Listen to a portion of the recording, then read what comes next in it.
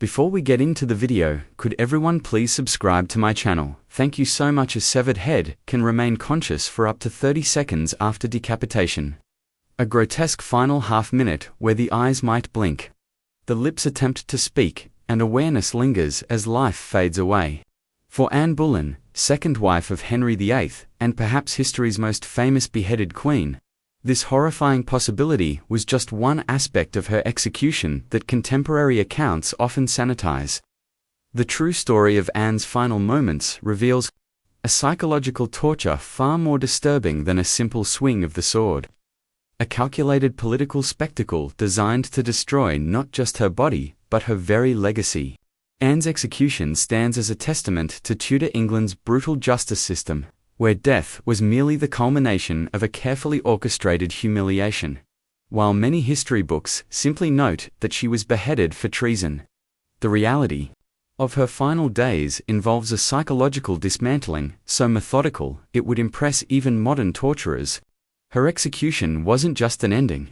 It was the final act in Henry VIII's campaign to erase a woman who had grown too powerful for his comfort. By May 19, 1536, Anne Boleyn had already endured 17 days of imprisonment in the Tower of London, the same fortress where she had once prepared for her coronation. Just 3 years earlier, she had been crowned Queen of England in an elaborate ceremony at Westminster Abbey. Now she awaited death in a strange limbo, repeatedly delayed as Henry VIII cruelly extended her psychological torture. The king had even summoned an expert swordsman from Calais to perform the execution rather than using the traditional English axes, a detail often presented as mercy but which simply emphasized the theatrical nature of what was to come. During her final hours, Anne exhibited an almost unnatural calm, described by witnesses as cheerful, even as she prepared for death. Modern psychologists might recognize this as dissociation, a psychological defense mechanism triggered by extreme trauma. She reportedly joked that she would be known as an SANSTIT, and without a head, displaying gallows humor that masked her inner turmoil. Few historical accounts acknowledge the sheer terror she must have felt knowing that her reputation was being systematically destroyed through false accusations of adultery, incest, and conspiracy to murder the king. What makes Anne's execution particularly disturbing isn't just the physical act of beheading, but the calculated dismantling of her identity. Henry didn't just want Anne dead. He wanted her erased from history, her contributions nullified, and her daughter, Elizabeth, delegitimized. The execution was the culmination of a character assassination campaign designed to justify to the English people why their once beloved queen deserved such a fate.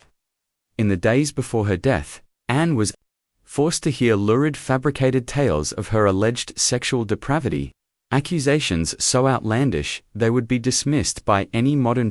The morning of May 19th dawned unusually bright for London, a stark contrast to the dark events about to unfold.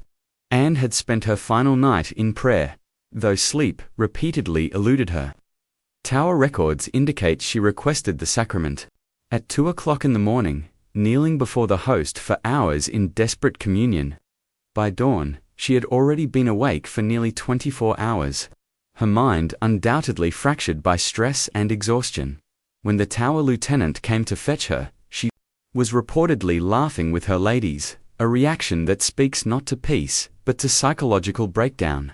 Anne's execution had been scheduled and rescheduled multiple times, an often overlooked form of psychological torture.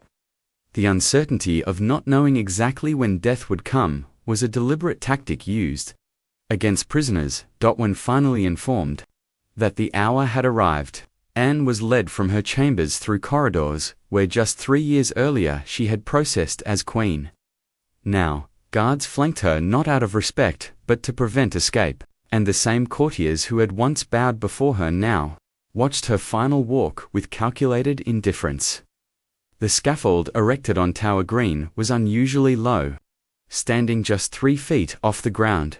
Contrary to the towering platforms often depicted in films, this deliberate design choice forced Anne to mount only a few steps, robbing her of the dignity of elevation and keeping her closer to the jeering crowd.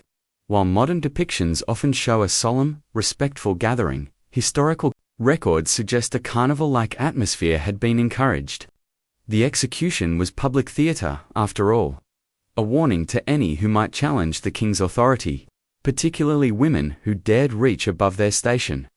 Before kneeling at the block, Anne was permitted a final speech, not out of mercy, but because tradition demanded it. Her words, carefully measured, revealed both her political acumen and her desperate circumstances. "Good Christian people, I am come hither to die. For according to the law, and by the law, I am judged to die, and therefore I will speak nothing against it." This apparent submission to her fate was, in fact, her final act of rebellion. By acknowledging the law while not admitting guilt, she subtly challenged the legitimacy of the charges against her. Most disturbing, perhaps, was the king's absence. Unlike the public representation of royal executions, Henry VIII did not attend. Instead, he waited at Whitehall Palace for confirmation of Anne's death. Even as the swords severed her head from her body, Henry was reportedly celebrating his upcoming marriage to Jane Seymour. A brutal testament to how completely discarded Anne had become. The personal had become political, and Anne's death was merely an inconvenient necessity in the king's pursuit of a male heir. The swordsman from Calais, specifically requested and paid a substantial sum for his expertise, represented another level of calculation. Cruelty in traditional English behavior used an axe, which often required multiple blows to sever the head completely. The French swordsman, while more likely to achieve decapitation in a single stroke, was unfamiliar to Anne.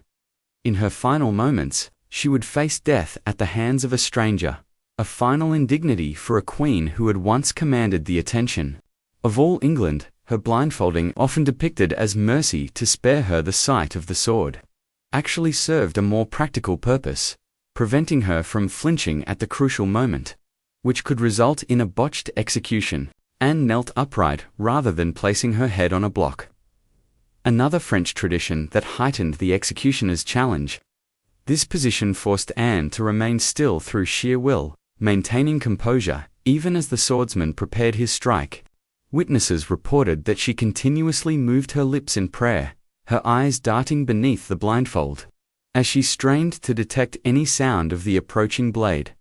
The psychological torment of this moment, knowing death approaches but not when, represents a form of torture rarely acknowledged in sanitized historical accounts. The actual beheading was impressively clean by Tudor standards. A single stroke severed Anne's head, but what happened immediately after is often omitted. From polite historical narratives, according to witness accounts, her eyes and lips continued to move for several seconds after decapitation, a horrifying physiological response that occurs when oxygen remains in the brain tissue. Some accounts even suggest her lips formed words, perhaps continuing the prayer, interrupted by the sword's blow. The sight was so disturbing that several witnesses fainted, while others turned away in horror at this grim reminder of the tenuous connection between body and soul. Perhaps most tellingly, no proper coffin had been prepared for Anne's remains. Her ladies-in-waiting, overcome with grief and horror, had to scramble to find an arrow chest in which to place her head and body. This seemingly minor oversight speaks volumes about the complete disregard for Anne's dignity. Even in death, she was an afterthought, a political problem solved rather than a human being deserving of basic respect. She was hastily buried in an unmarked grave within the Tower Chapel, without proper Christian ceremony, as though the king hoped her memory would fade as quickly as her life had ended. Henry's determination to erase and extended beyond her death. Court painters were instructed to destroy her portraits. Her royal emblems were chiseled from palace walls, and courtiers quickly learned that mentioning her name could lead to royal While we often focus on the physical act of execution, this systematic elimination of Anne's very existence represents a form of violence that transcended her death. An attempt to execute not just a person, but a legacy. It would be centuries before her story could be told again. Historians began the painstaking work of reconstructing Anne's life from the fragments that survived Henry's purge. Anne's execution also traumatized those forced to witness it. particularly her ladies-in-waiting, who had to clean and prepare her severed head before burial. These women, themselves terrified of being implicated in the Queen's alleged crimes, had to perform this grisly task while maintaining composure. Several reportedly suffered nightmares for years afterward, and at least one eventually entered a convent, unable to continue court life after what she had witnessed. The ripple effects of psychological trauma extended far beyond Anne herself, creating a climate of fear that permeated Henry's court for the remainder of his reign. In the immediate aftermath of the execution, Anne's daughter, Elizabeth, not yet 3 years old, was declared illegitimate and removed from the line of succession. The child who would one day become England's greatest queen was effectively orphaned, her mother executed, and her father publicly denouncing her legitimacy. Court records show Elizabeth was suddenly without proper clothing or attendance appropriate to her former status. Her household dissolved almost overnight. This cruel treatment of a toddler represents yet another dimension of the horror surrounding Anne's execution. The punishment extended even to her innocent child. Most modern depictions of Tudor executions fail to capture the overwhelming sensory experience. The scaffold would have reeked of the blood from previous executions, buzzing with flies in the May warmth, the crowd's roar, manipulated by planted supporters, instructed to cheer the Queen's death, created a wall of sound designed to disorient and terrify. They would have heard this cacophony growing louder as she approached Tower Green. The jeers and catcalls from a population encouraged to view her as a witch and adulteress. This carefully orchestrated public humiliation formed an essential part of Tudor justice. Death alone was never punishment enough. Popular culture often romanticizes Anne's final speech as a moment of dignified defiance, but historical record suggests a more nuanced reality. Her carefully worded address, praising the king as a gentle and sovereign lord, reflects the impossible position she occupied. Even facing certain death, Anne could not speak freely. Her words were constrained by concern for her daughter's future and the watching crowd's reaction. Her speech represents not freedom of expression but its opposite, the ultimate censorship of a woman who knew that even her final words would be reported to the king and could impact those she left behind. The sword that ended Anne's life, specially imported from France, symbolizes the performative aspect of her execution. Henry spared no expense to ensure a spectacle worthy of a queen's downfall. The executioner himself reportedly practiced on animals beforehand, determined to achieve the kia lay, a single stroke that would earn him his substantial fee.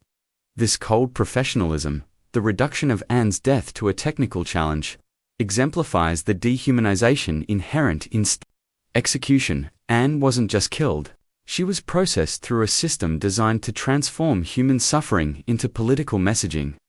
Contemporary accounts record that no English executioner would perform the task, not from any moral objection, but because the French sword technique required specialized training. The blade itself was razor-sharp and weighted differently than an English axe, designed for a swift horizontal strike rather than the downward chop of an axe.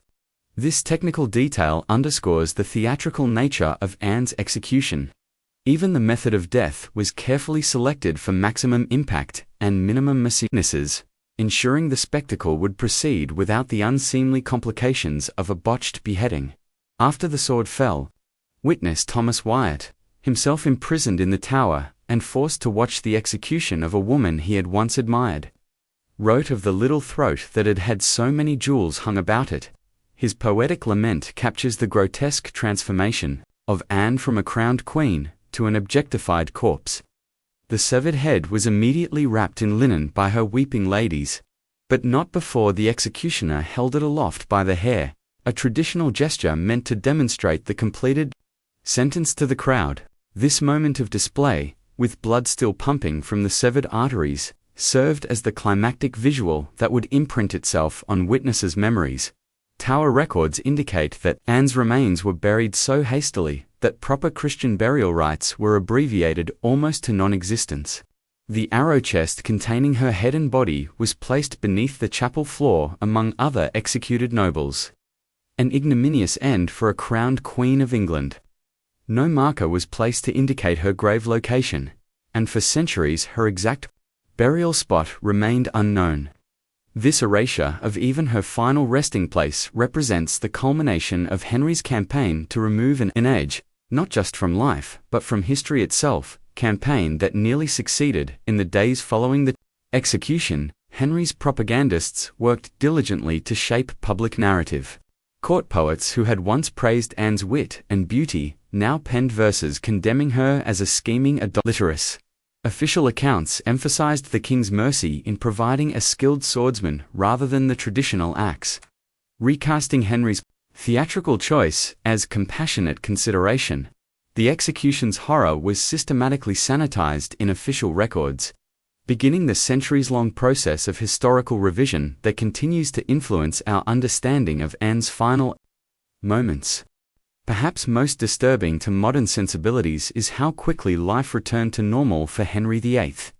The very day after Anne's execution, he became formally engaged to Jane Seymour. Within 2 weeks of sending his second wife to the scaffold, Henry married his third in a quiet ceremony at Whitehall Palace. This callous speed reveals the execution as merely a convenient solution to a political problem. Anne had failed to provide a male heir, so she was eliminated and replaced. The personal tragedy of her death was completely subordinated to statecraft and dynasty building. The psychological dimension of Anne's execution extended beyond the scaffold. For weeks before her death, she had been subjected to relentless questioning, denied proper sleep, and isolated from supporters.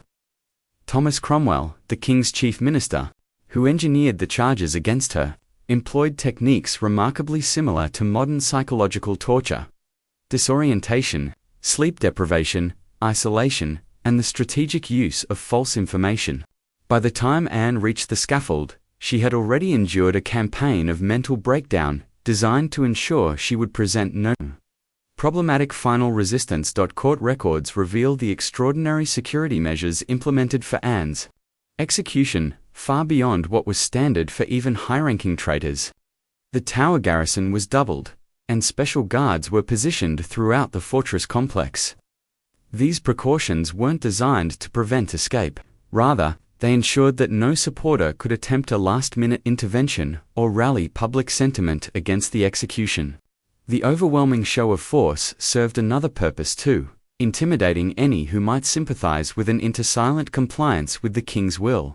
The timing of the execution, scheduled for mid-morning rather than the traditional dawn, allowed for maximum attendance by London citizens. Tower Green could accommodate only a limited audience of nobility and officials. But the Tower's elevated profile meant that crowds gathered outside could hear the announcement of completion. Church bells throughout London would then signal the moment of death, creating a citywide acknowledgement of royal power. This orchestration transformed Anne's private suffering into public performance. Death as political theatre rather than personal tragedy. Among the most overlooked aspects of Anne's execution is the fate of her co-accused 5 men, including her own brother, George Boleyn, were executed just days before on charges of adultery with the Queen. Their deaths served to establish the facts of Anne's alleged crimes before her own execution, preventing any possibility that their final speeches might contradict the official narrative. This coordinated judicial murder of 6 people, all convicted, on essentially identical fabricated evidence, represents one of Tudor England's most brazen acts of state violence, a purge comparable to Stalin's show trials centuries later. While Tower Green today features a memorial marking the approximate site of Anne's execution, contemporary records indicate the actual scaffold stood elsewhere in the Tower complex. This geographical confusion is emblematic of how Anne's death has been repeatedly reframed and relocated, both physically and historically, to serve different narratives. The sanitized romantic version of her execution found in popular culture bears little resemblance to the psychological warfare, character assassination, and calculated cruelty that characterized her final days in May 1536. The horror of Anne Boleyn's execution lies not just in the physical act of beheading, but in understanding it as the culmination of a comprehensive campaign to destroy a woman who had risen too high for Tudor society's comfort. She was not merely executed. She was systematically unmade, her reputation destroyed, her achievements nullified, her very existence nearly erased from history. When we examine the full context of her final days, the psychological torture, the public humiliation, the calculated theatricality, and the attempted erasure of her memory, we confront a horror far more disturbing than the swift stroke of a calamitous sword. From a modern psychological perspective, Anne's execution represents a case study in state-sanctioned gaslighting and public character assassination. The charges against her, ranging from adultery with multiple men, including her own brother, to conspiring to poison the king, were so outlandish they would never stand in any modern court. Yet, through careful manipulation of public opinion, strategic use of torture to extract confessions from co-accused men, and control of all official narratives, Henry's government successfully convinced many that Anne deserved her fate. This systematic manipulation of reality itself constitutes perhaps the most horrifying aspect of her execution.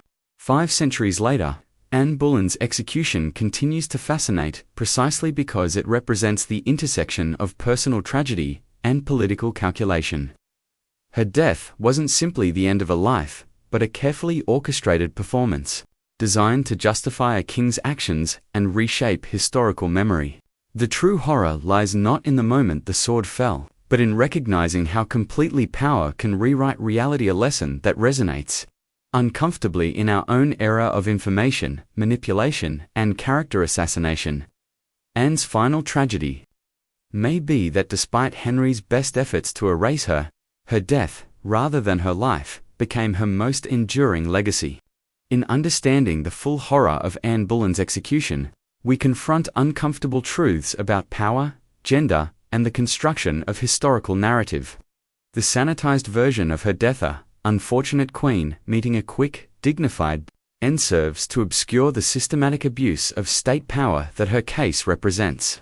By examining the psychological dimension of her execution, the calculated torments, the public humiliation, the destruction of reputation, and the attempted erasure of her memory, we gain a deeper understanding of the complexities surrounding her tragic fate. We gain insight not just into justice, but into how authority maintains itself through control of both bodies and narratives. In Anne's severed head, we find a warning about the fragility of truth itself when confronted with absolute power.